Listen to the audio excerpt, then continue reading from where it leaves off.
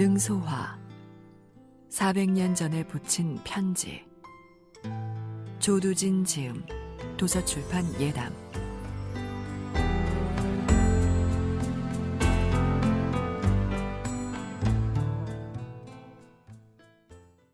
겨울마다 우리는 얼마나 많은 이야기를 나누었는지요. 그 이야기들을 저는 하나도 빠뜨리지 않고 기억합니다. 당신이 저를 어떻게 생각하시고 어떻게 대하셨는지요. 전 당신을 어떻게 생각하고 어떻게 대했는지요.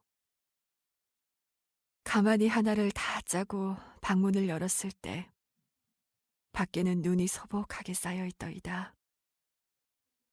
우리는 이야기를 나누느라 검은 세상이 하얀 세상으로 바뀌는 줄도 몰랐습니다.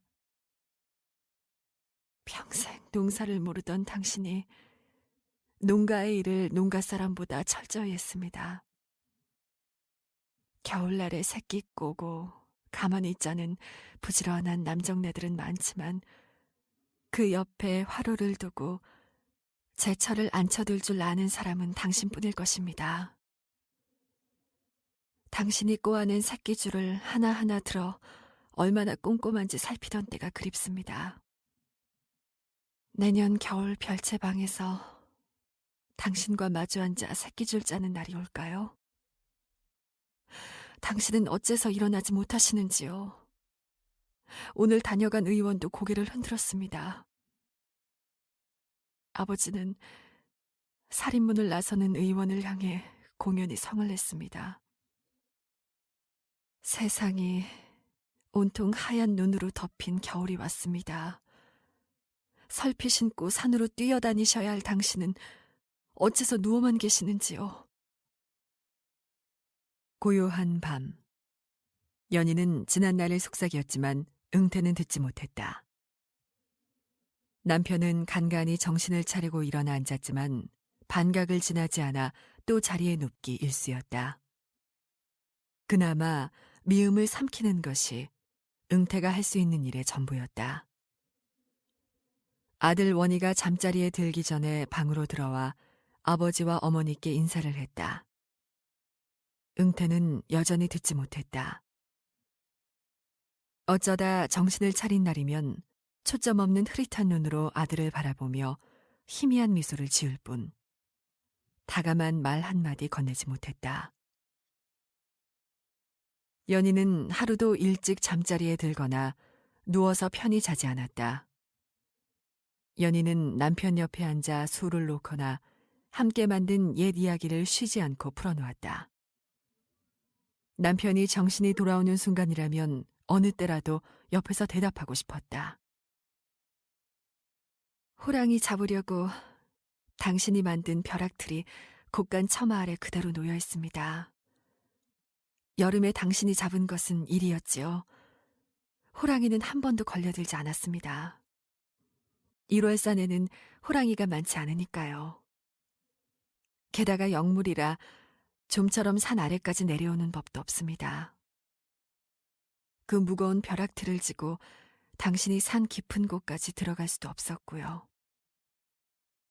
겨울이 오면 배고픈 호랑이가 산자락까지 내려올 것이라고 하셨죠? 올 겨울에는 집채만한 호랑이 한 마리 잡겠다고 하셨죠? 겨울이 왔지만 당신은 자리에서 일어나지 못합니다.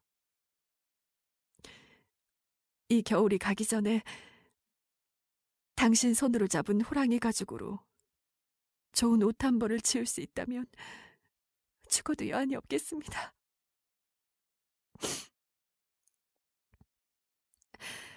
이웃집 사랑에서 마을 어른들과 둘러앉은 아버지의 말머리는 언제나 우리 사위가 말일세, 우리 사위 말인데였습니다.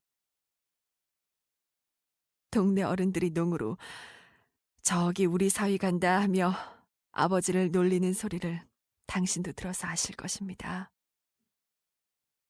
아버지는 요즘 이웃집 나들이를 하지 않으십니다.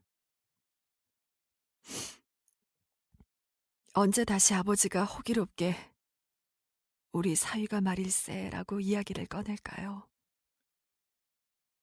아버지는 오늘 낮에도 벼락틀에 수북이 쌓인 눈을 빗자루로 쓸어내렸습니다. 쌓인 눈이 꽁꽁 얼기라도 하면 낭패니까요. 밤은 깊어갔고 소복하게 쌓이는 눈은 세상의 소리를 모두 삼키고 있었다. 새소리, 벌레소리마저 잠든 눈 내리는 겨울밤은 적막했고 불길한 바람소리가 창호지 문을 뚫고 들어왔다가 떠났다. 약탕기 덮은 한지 위로 수증기가 구름처럼 흩어졌다. 연희는 약탕기 앞에 꿇어앉아 가뭇없이 흩어지는 수증기처럼 남편의 병이 흩어져 사라지기를 빌었다. 며칠 전 연희의 아버지가 안동장으로 사람을 보내 부탁한 질그릇 약탕기가 도착했다. 좀처럼 성낼 줄 모르는 연희의 아버지는 심부름꾼에게 왜 이렇게 늦었느냐며 한바탕 꾸짖고 약탕기를 받았다. 영문을 모르는 심부름꾼은 별 희한한 영감쟁이를 다 보겠다는 얼굴로 받은 돈을 확인하고 돌아섰다. 약탕기를 바꾸면은 약효도 달라질 것이야. 연희의 아버지는 약탕기와 약재를 바꾸고 다리는 숯도 바꿨다. 의원이 별 차이가 없다고 여러 번 말했지만 듣지 않았다. 약탕 다리는 정지에 매캐한 연기가 가득했지만 정지문을 열지 못하도록 했다. 마당에서 뛰어다니며 노는 원희를 집 밖으로 내몬 사람도 연희의 아버지였다. 그는 행여 바람이 일어 불이 흔들릴 것을 경계했다. 머리카락처럼 가는 바람이라도 일어나선 안 되는 법이다. 약은 정성이야. 정성으로 다리면 약효가 달라지는 법이다. 사람 몸에 찾아온 병이니 사람 손으로 몰아낼 수 있지 않겠느냐. 사람이 할 수 있는 것은 다 해야 한다. 연희의 아버지는 사방팔방으로 사람을 보내 의원을 찾고 약을 찾았다. 그의 부름에 사방 백리 안에 유명하다는 의원들이 날마다 뜸쑥과 부황단지를 들고 오고 갔다. 그러나 호기롭게 집 안으로 들어선 의원들은 하나같이 핏기 없는 얼굴이 되어 떠났다. 방도를 모르는 의원들은 멍든 곳도 어혈도 없는 몸에 애꿎은 부황단지만 붙이고 떼기를 거듭했다. 의원들은 어디 경락에 무슨 병이 숨었는지 말하지 않았다. 그들은 난생 처음 보는 증세 앞에 종일 뜸쑥만 붙이고 뗄 뿐이었다. 벌건 불이 마른 쑥을 태우고 살갗을 태웠지만 응태는 신음소리를 토하지 않았다. 뜸쑥의 크기가 날마다 커지고 살갗 태우는 노린내가 갈수록 짙어졌지만 응태의 몸에는 차도가 없었다. 응태는 정신을 잃고 차리기를 거듭했다. 그가 속한 세상에서 아득히 멀어지던 순간에도 다시 그가 속한 세상으로 한 발 다가설 때도 몸뚱이를 부수고 말 것 같은 고통이 따랐다. 몸은 불덩어리처럼 달아오르고 식기를 반복했다. 불덩이가 왔다가 떠날 때마다 그는 고통의 몸서리를 쳤다. 혈관은 이미 마르고 쪼그라들어 설령 팔을 자른다고 해도 피 한 방울 나오지 않을 것 같았다. 아내 연희의 간절한 소망과 팔목수라가 당기는 무시무시한 힘 사이에서 응태는 가랑잎처럼 휘둘렸다. 그는 의원의 어떤 처방으로도 밤잠을 잊은 연희의 정성으로도 팔목수라를 이길 수 없음을 알았다. 그러나 응태는 체념하거나 절망하지 않았다. 결코 이길 수 없으니 내 뜻에 따르마 하고 고개를 떨구지 않았다. 응태는 죽음이 두렵지 않았다. 그가 진정 두려운 것은 죽음이 아니라 이별이었다. 아직 세상을 모르는 아내와 걸음마를 시작한 지 얼마 안 되는 아이를 두고 떠날 수는 없었다. 아내의 뱃속에는 그가 아직 만나본 적도 없는 아이가 자라고 있었다. 그는 이 모든 사람들을 두고 제 고통에 못 이겨 길을 떠날 수는 없다고 생각했다. 마지막 뜸을 뜨고 부항단지를 붙인 의원은 먹구름 낀 얼굴로 말했다. 의원이 할 수 있는 일은 다 했습니다. 이제 남은 것은 하늘의 뜻입니다. 의원은 모양이 어여쁜 상자에 부항단지와 작은 약상자를 가지런히 담고 뚜껑을 닫았다. 그는 긴 한숨을 지었다. 점잖기로 소문난 홍생원은 돌아서는 의원을 향해 거친 욕을 숨기지 않았다. 되먹지 못한 돌팔이들이 사람만 잡는다. 이깟 병도 치료하지 못하는 놈들이 무슨 약통이며 침통을 들고 의원 행세를 한다는 말이냐. 에이, 천하의 무식한 돌팔이들. 연희는 방에 앉아 꼼짝하지 않았다. 의원은 떠났지만 지성이면 감천이라는 말은 남았습니다. 의원은 제 할 일을 끝내고 떠났지만 저의 일은 끝나지 않았습니다. 아무리 용한 의원이라도 처방에는 끝이 있겠지요. 그러나 제 정성에는 끝이 없습니다. 그러니 부디 힘들고 지친 당신, 이쯤에서 끝내자고 말씀하시지 마세요. 오늘도 당신은 제가 하는 말을 듣지 못했습니다. 원희가 무릎걸음으로 다가와 당신 소매를 당겼지만 당신은 알지 못했습니다. 제발 매달리고 부탁합니다. 아직은 끝나지 않았습니다. 의원은 제 일을 끝냈지만 우리는 해야 할 일이 아직도 많이 남아 있습니다. 제발 정신을 놓지 마시고 기운을 차리세요. 밤이 이슥해지고 세상이 모두 잠들었지만 연희는 잠들지 않았다.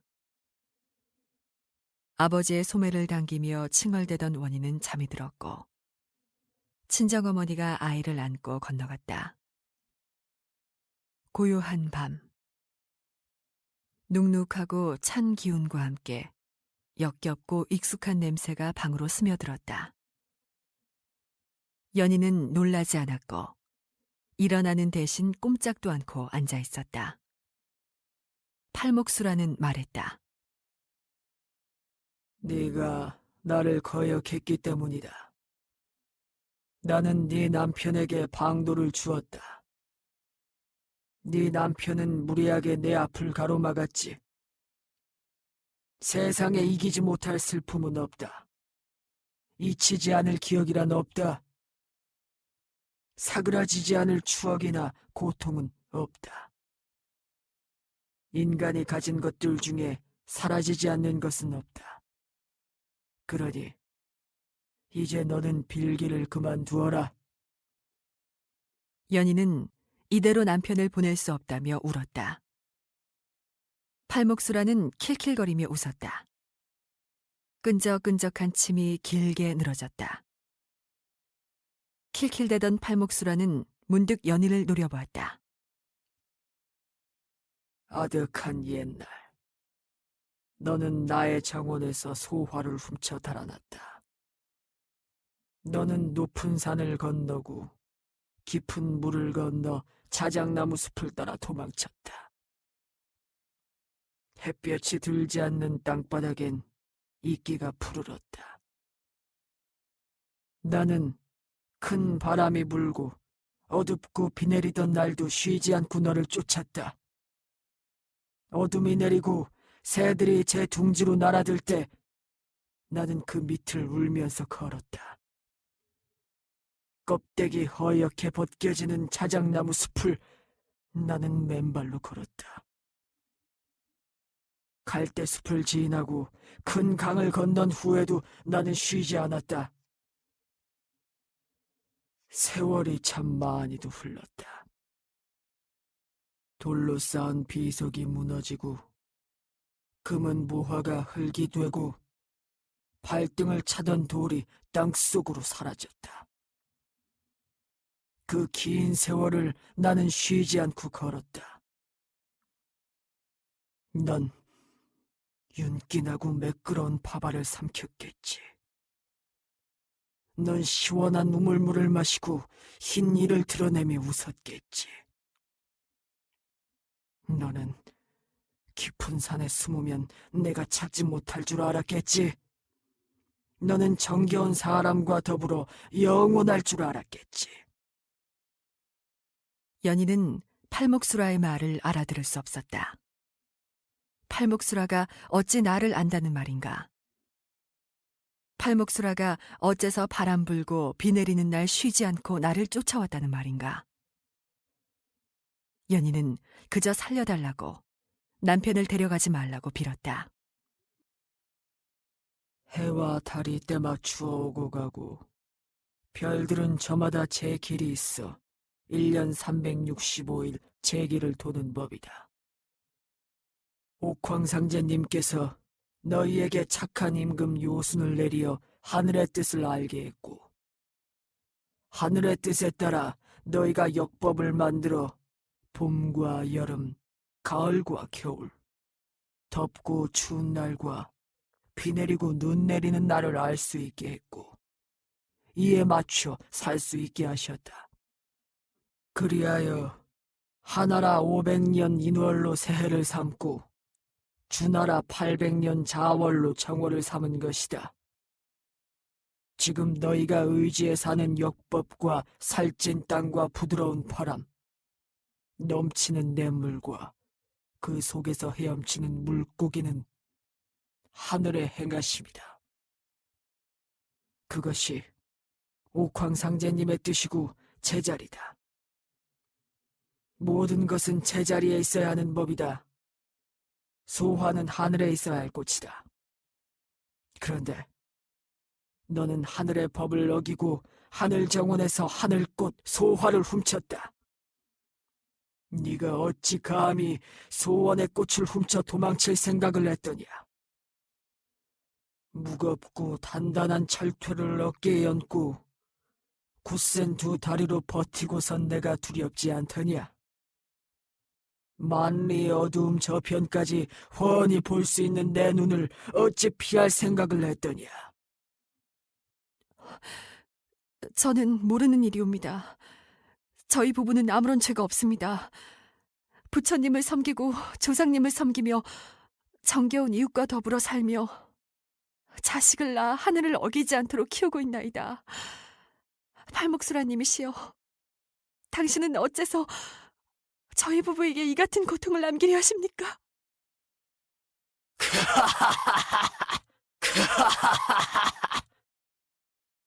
팔목수라는 하늘로 고개를 치켜들고 웃었다. 기가 막힌다는 얼굴이었다.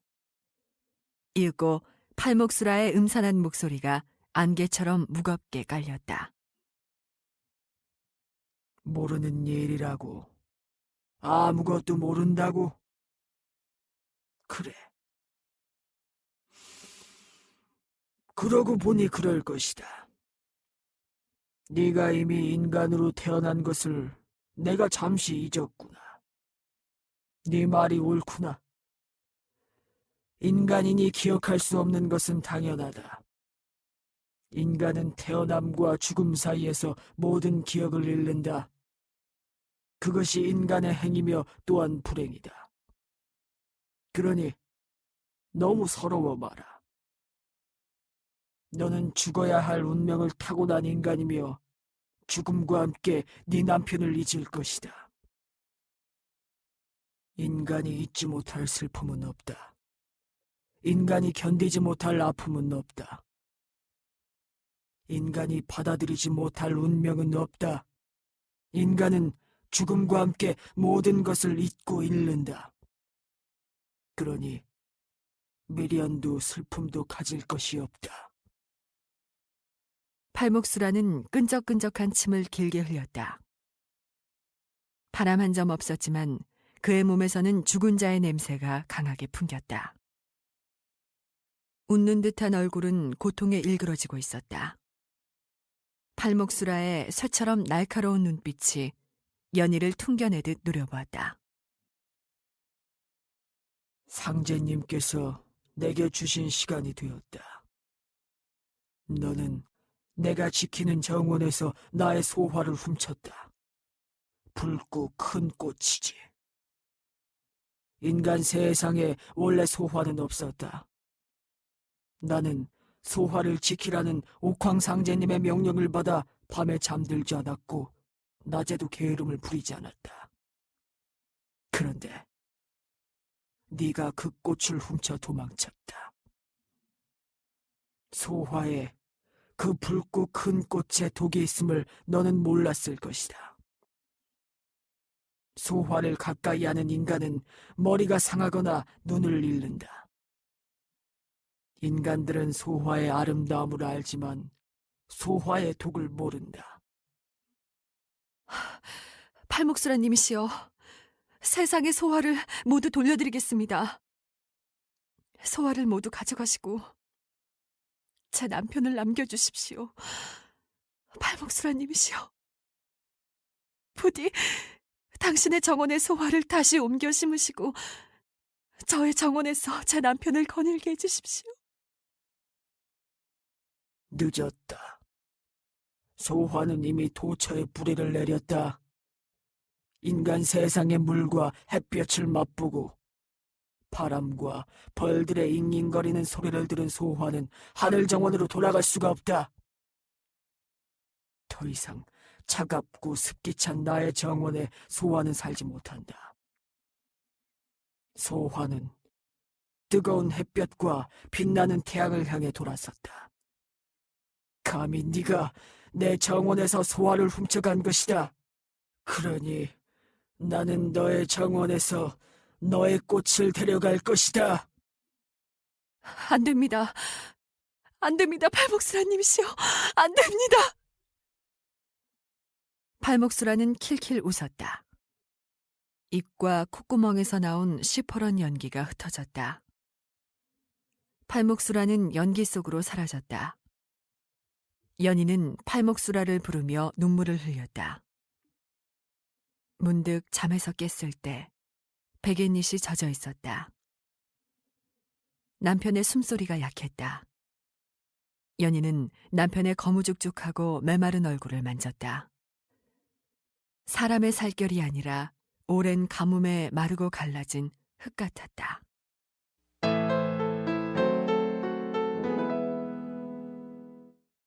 이효신은 흥구의 며느리가 보낸 사람의 이야기를 듣고 격노했다. 어째서 지금까지 아들의 병세를 알리지 않았다는 말이냐? 편지를 몇 통 보냈지만 답이 없어 이상하다고 생각했더니 그동안 응태의 병을 숨겨왔다는 말이냐? 흥구의 사돈댁으로 달려온 이효신은 사돈 내외가 지켜보는 앞에서도 화를 누그러뜨리지 않았다. 그토록 피하려 한 불행을 결국 피하지 못했다는 자괴감이 더해졌다. 소화 독을 피하기 위해 거처를 옮겼건만 그래도 소용이 없었구나. 집을 옮기면 다를 줄 알았더니 별무 소용이었구나. 내가 어쩌자고 하은 스님의 예언을 따르지 않았다는 말인가. 내가 어째서 이처럼 어리석은 짓을 용납했다는 말인가. 내가 죄인이로다. 내가 씻지 못할 죄를 저질러 눈에 넣어도 아프지 않을 자식을 죽게 하는구나. 이효신은 한탄했지만 며느리를 탓하지는 않았다. 모든 일이 하운 스님의 예언대로였지만 그 화근이 된 며느리를 탓할 수는 없었다. 박복한 운을 타고난 며느리도 박복한 운명을 피하고자 노력한 사돈들도 아프기는 매한가지였다. 차라리 그 모든 책임은 자신에게 있다고 해야 옳은 법이었다. 이효신은 굿을 하겠노라고 했다. 이미 용하다는 의원들이 모두 오고 갔음을 알고 있었다. 더 불러올 용한 의원은 없었다. 설령 더 용한 의원이 있다고 해도 소용없음을 요신은 잘 알고 있었다. 아들의 병은 몸에서 생긴 것이 아니라 하늘의 분노로 생긴 병이라고 그는 확신했다. 그는 며느리를 불러앉혔다. 이제 어쩔 도리가 없다.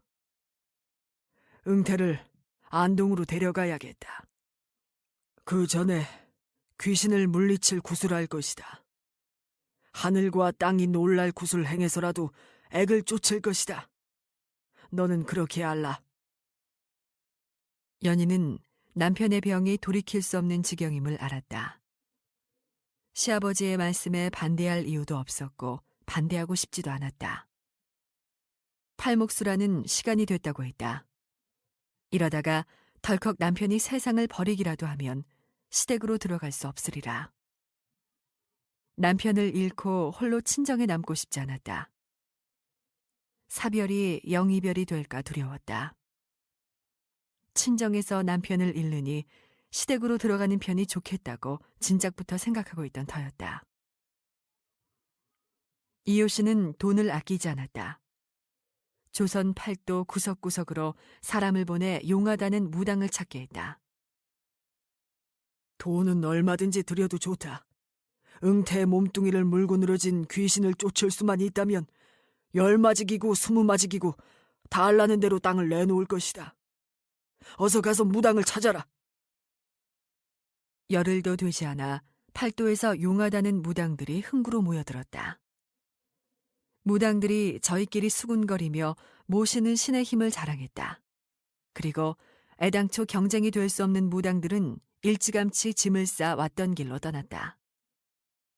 먼 길을 왔다가 빈손으로 돌아가는 무당들에게도 이효씨는 노자를 넉넉히 주도록 했다. 오고 가는 동안 마음으로나마 아들의 쾌차를 빌어달라는 당부도 빼놓지 않았다. 안동으로 들어가던 날 동네 사람들이 모여 장구를 치고 꽹과리를 두들겼다. 방방곡곡에서 모인 무당 중에서도 용하다는 무당 셋을 골라 집 앞 고삿에서 사흘 동안 굿하게 했다. 새 무당의 굿에 이어 팔도에서 가장 용하다는 무당이 팔목수라를 쫓을 예정이었다. 울긋불긋한 꽃가마를 준비했고 청년 12명이 북을 치고 장구를 쳤다. 마을 사람들은 어느 부잣집에서 혼례라도 치르는 줄 알았다. 쌀 씻던 안악들이 설쳐대던 궁둥이를 붙들어 앉히지 못하고 맨 먼저 일어났다. 그 뒤를 이어 마당 쓸던 종놈들이 빗자루를 들고 뛰어나왔고 자치기 하던 조무래기들이 뛰어나왔다. 느릿느릿 바둑을 두던 양반들이 뒷짐을 지고 슬그머니 걸어 나왔다. 담 너머로 고개를 내밀고 귀를 쫑긋 세우던 교수들은 감히 살인문을 열지 못하고 발만 동동 굴렀다. 상원댁에 또 잔치가 있니껴. 요란 뻑적한 걸 보니 그런가 보네. 요니 아래에는 동생이 없잖니껴. 혼례가 아니라 연희 서방님을 본가로 옮긴다는구먼. 병자를 옮기는데 뭐시라고 저렇게 북치고 장구를 친다니껴. 역신을 쫓는다는구먼. 역신? 왜 안 니껴? 호랭이 사냥할 때도 정신을 썩 빼놓니라고 시끄럽게 북치고 깽가리 안 치니껴. 요란한 소리 내서 역신의 정신을 빼버리겠다는 것이지.